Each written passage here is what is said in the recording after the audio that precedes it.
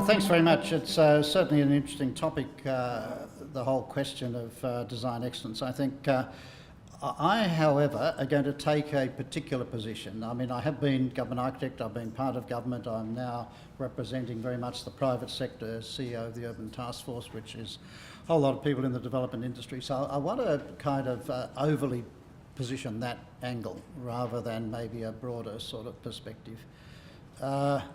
I think my members are getting pretty confused by design excellence in some ways. I think they want to deliver good quality products as long as it works within their economic framework, and in most cases it does. And in fact, many of our members see that there's a value add that comes out of this that they get back in their sales. So and secondly, if it becomes a quicker way and a certain way to get through the planning system, it's a positive thing. I think, however, a number of our members are seeing an overkill to some extent with competitions, with design review panels, with design guidelines, design rules and manuals and things floating around the place. And on top of that, the planners who are meant to be making the decisions and the advice out of that. And on top of that, the council is getting involved in how to make a determination. So my worry is we've got to be careful to not let design excellence become something that loosens up the whole process to the point that the governance of it and the decision-making tree becomes confusing, and therefore it loses itself. I suspect there's a little bit about that out of the history of CABE. I think it's interesting that CABE, which we're modelling a lot of our discussion on, has now gone. And I think there's an interesting signal there as to whether it's too politically aligned or too ideologically aligned to a particular approach that means it then becomes alternative rather than mainstream. A change of politics can then shift and things happen. So I think there's a crucial issue in that regard. But I want to begin by talking a bit about the Intergenerational Report. Graham talked a bit about global issues of infrastructure costs and economic feasibility in these issues, and I think this is absolutely crucial to this whole discussion. The Intergenerational Report, brought down by the Treasurer a couple of months ago, had a number of amazing facts in it, but the one that really stuck in my mind, it looks back 40 years today and ahead 40 years. So back in 1976, there were 7 workers in the workforce earning taxes for every retiree. It's now down to 4 workers earning taxes for every retiree. In 40 years' time, 2056, there'll be 2.4 planned workers for every retiree. The actual tax input coming in for government, big government, whatever, to run and deliver services, infrastructure, is diminishing fast. On top of that is a growing health cost. You could see in debate a year or so ago, Mike Baird wanting to lift GST just to cover health costs.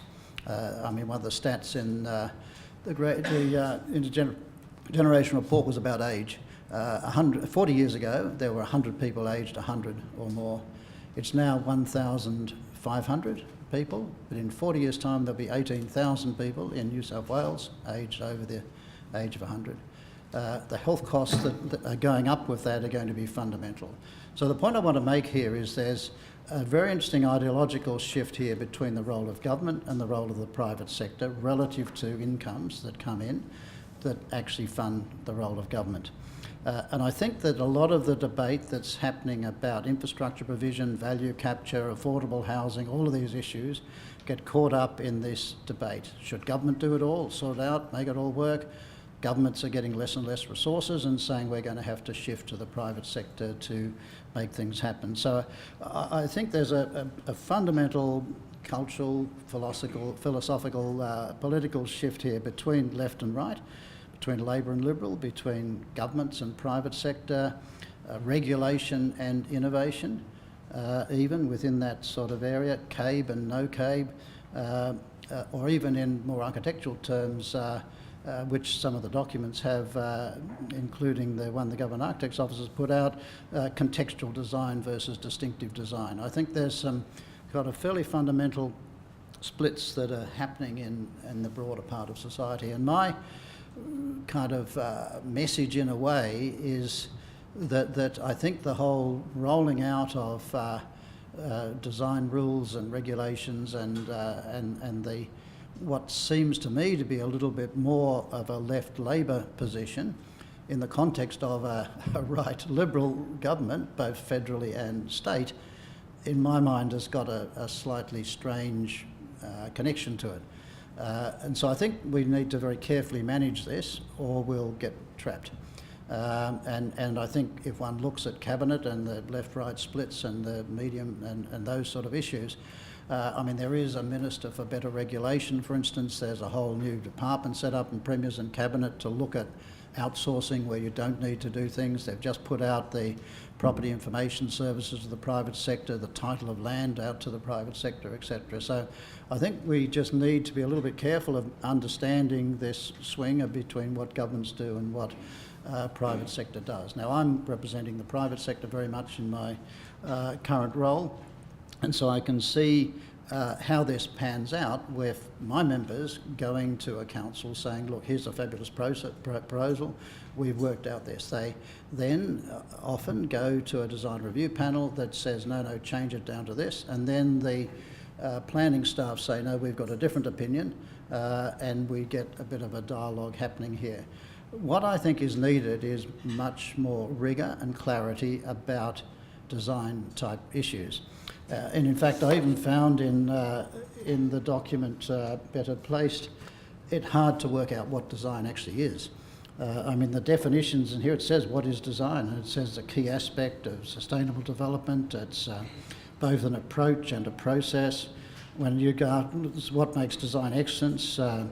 Every new development has the potential to transform, and there are all these kind of words that work around it. I mean, I tried to find out what design is, because the right-wing side or whatever, the more economic rationalist side, is going to want to understand what is the benefits of these sort of things. I mean, the whole process of regulation is a trade-off over the freedom of the marketplace relative to common good and public good. So are we really doing all this? So firstly, I think there is, in my mind, a confusion from a lot of the literature and the discussion about what is good design. So I think that's one issue we really need to try and sort out fairly carefully, I think. Secondly, I just want to look at the three areas that have been highlighted in this forum, that is competitions, codes and design review panels, and then end up talking a little bit about affordability, because I think there's a direct relationship between attitudes that are about design type issues and ultimately affordability. Competitions, I think, are a good way to get things going as long as we've got diverse juries. If we get juries that are all think in a particular way and are predetermining almost by the nature of the people on it, that could be a bit of a problem. I think generally the cities ones work pretty well. I think the Parramatta ones are working pretty well. I think more of them could happen, but I do just highlight that we do need to be very careful to make sure there's a diverse group of people on those. Codes I have a big worry about. I think codes, if they are guidelines, is fine. But every time that the government tries to put out a guideline, it ends up being interpreted by middle-level planners on councils as a rule, goes to the courts say, well, in the light of nothing else, the government's put this out, and it becomes a rule. So I worry every time I look at the various codes and guidelines, so-called, etc., and it seems there's a growing number of these. And I think we've just got to be very careful as to getting my members as an industry and investors, part of the whole financial system, to say, look, we're getting red tape all over the place. We've got guidelines for housing, the housing code, we've got the apartment design guide, we're now getting middle level, missing middle guides, and as there are more and more and more coming, there'll be a reaction against this, that it's a whole lot of red tape that's actually closing things down. Unless the argument is very solid, I think that will be a difficult issue, exactly what happened with CABE itself. Design review panels, I think, can also be good as long as they are diverse. I did a quick little check, by the way, Graham, of the cities one, and they're actually, Helen, to your absolute credit, they're nearly all professors from the University of New South Wales. No one from UTS, no one from Sydney University. There seems to be 5 or 6...